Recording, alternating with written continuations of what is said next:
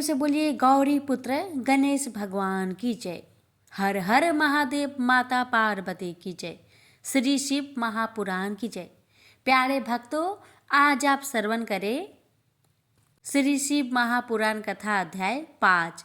इस अध्याय में श्रवण करेंगे चंचुला के प्रयत्न से पार्वती जी की आज्ञा पाकर तुमरुक का विंध्य पर्वत पर शिव पुराण की कथा सुनाकर बिंदुक का 50 योनि से उद्धार करना तथा उन दोनों दाम्पति का शिव धाम में सुखी होना।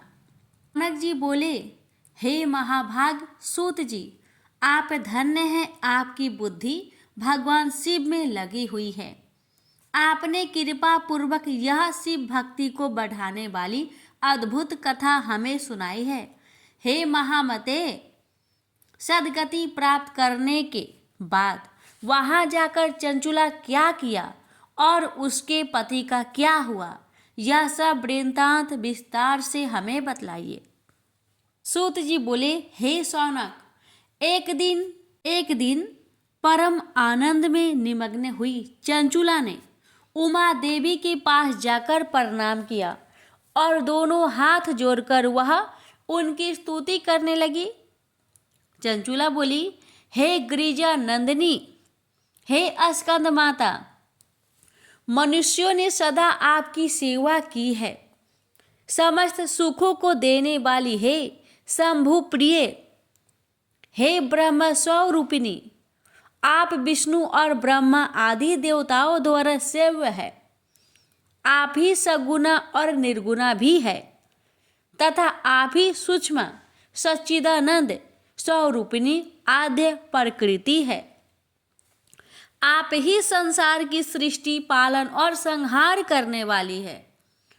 तीनों गुणों का आश्रय भी आप ही है।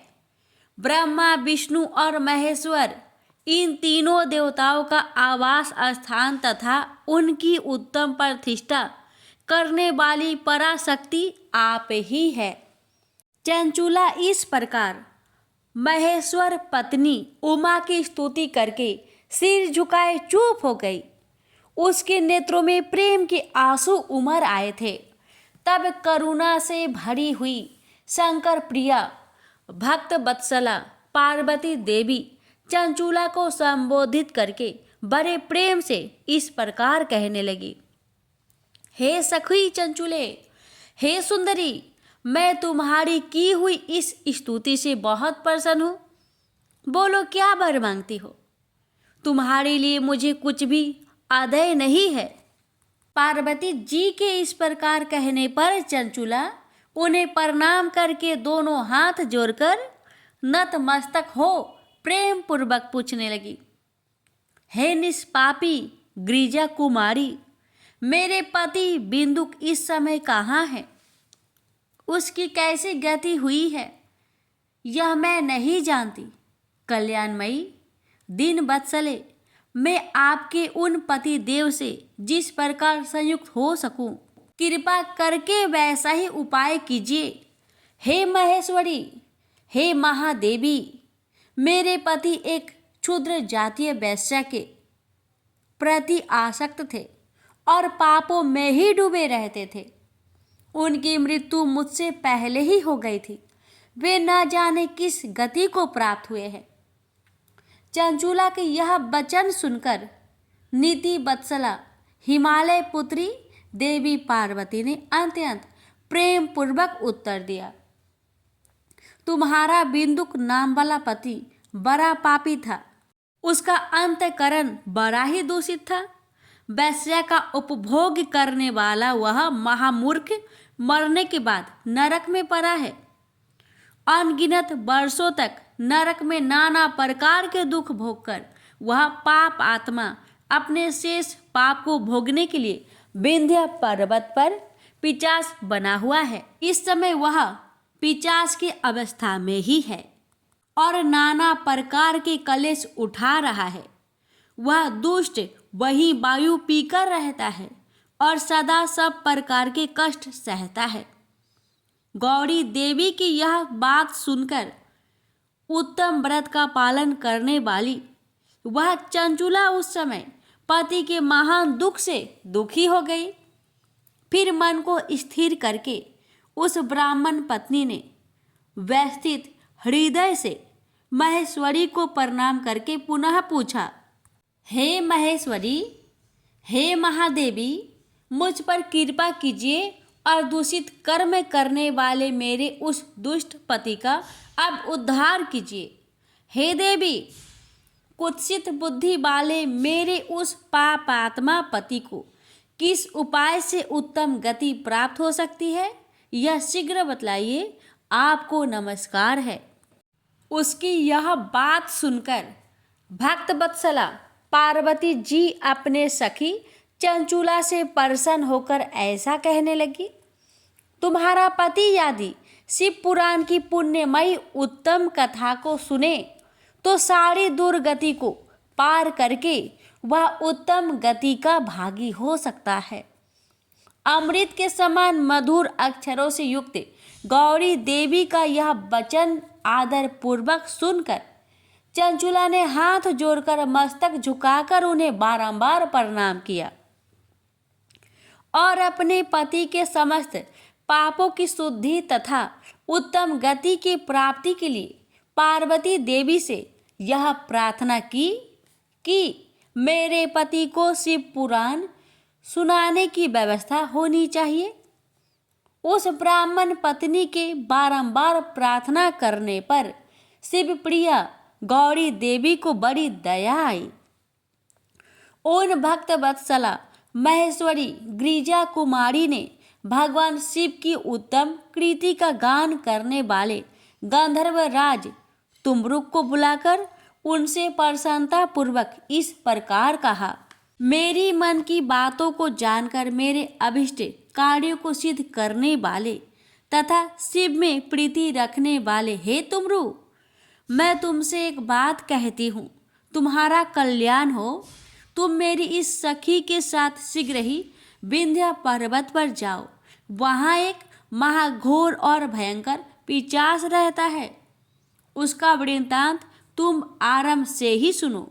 मैं तुमसे प्रसन्नता पूर्वक सब कुछ बताती हूँ। पूर्व जन्म में वह पिशाच बिंदुक नामक ब्राह्मण था।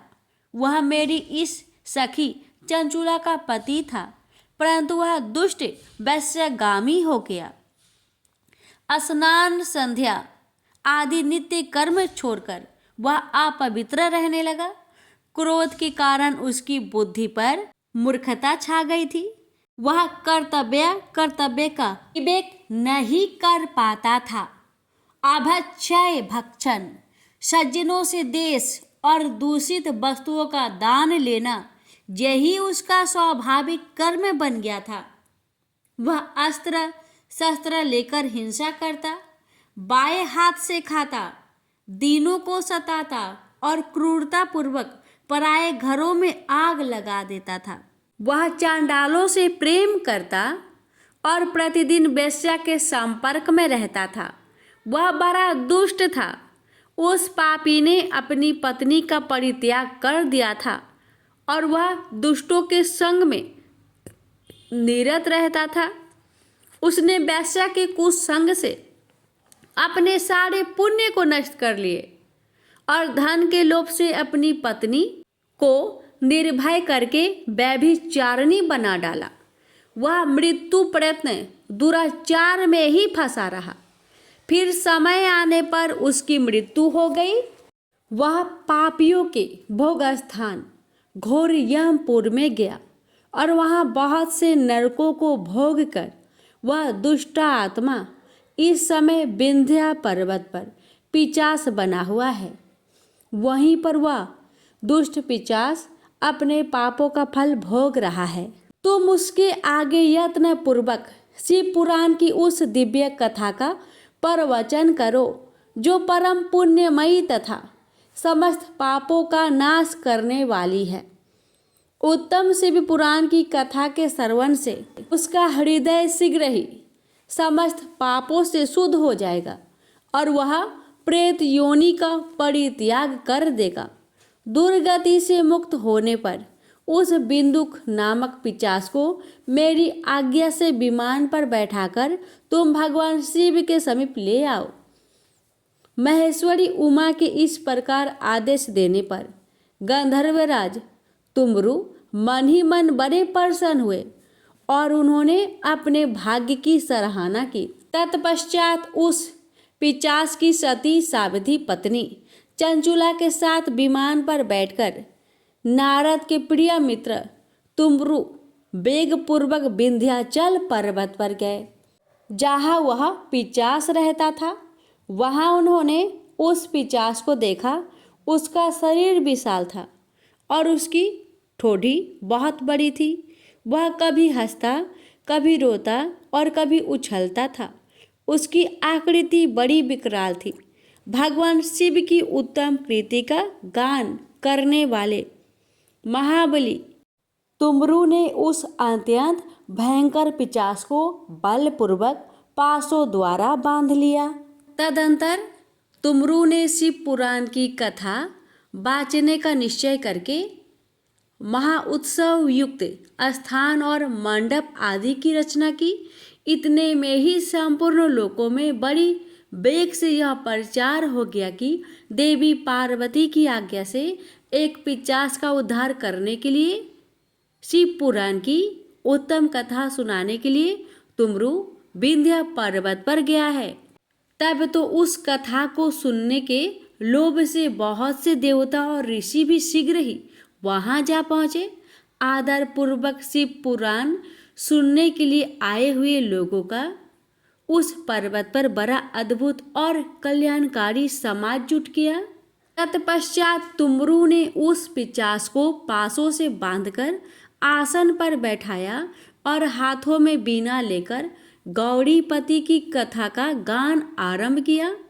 महात्म्य सहित पहली अर्थात प्रथम संहिता से लेकर 7वीं संहिता तक शिव पुराण की कथा का उन्होंने स्पष्ट वर्णन किया। 7 संहिता वाले शिव पुराण का आदर पूर्वक श्रवण करके वे सभी श्रोता पूर्णतः कृतार्थ हो गए। उस परम पुण्यमयी शिव पुराण को सुनकर उस पिशाच ने अपने सारे पापों को धोकर उस पैशाचिक शरीर को त्याग दिया। शीघ्र ही उसका रूप दिव्य हो गया। अंग कांति गौर वर्ण की हो गई। शरीर पर श्वेत वस्त्र तथा सब प्रकार के रोषोचित आभूषण उसके अंगों को उद्भासित करने लगा। वह त्रिनेत्रधारी चंद्रशेखर रूप हो गया।